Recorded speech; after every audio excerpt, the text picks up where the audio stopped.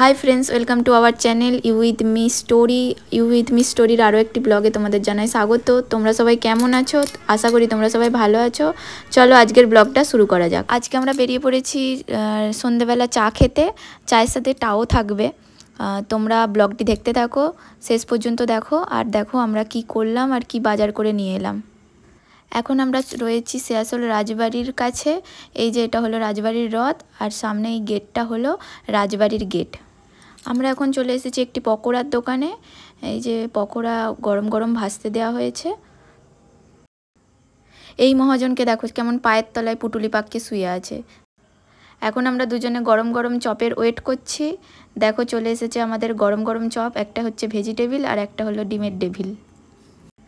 তারপরে দুজনে খেয়ে নিলাম গরম গরম 1 কাপ করে চা খেয়ে আমরা চলে এসেছিলাম মুদিখানা দোকানে। মুদিখানা দোকানে আমাদের কিছু কেনাকাটির ছিল। কেনাকাটার করার পর আমরা চিকেন নিয়ে চলে এলাম বাড়িতে এসে বানালাম চিলি চিকেন। এখন চিলি চিকেনের পকোড়া ভাজা হচ্ছে। এই দেখো দেখো আমার চিলি চিকেনের পকোড়া বানানো কমপ্লিট। আর এদিকে আমি পকোড়া বানাচ্ছি আর এদিকে আমার বর বসে বসে খেয়ে যাচ্ছে। বানানো হয়ে গেছে আমাদের চিলি চিকেন। এবার আমি ভেজে নিচ্ছি ফুলকো ফুলকো লুচি। হ্যাঁ, আজকের ডিনার হচ্ছে লুচি আর চিলি চিকেন।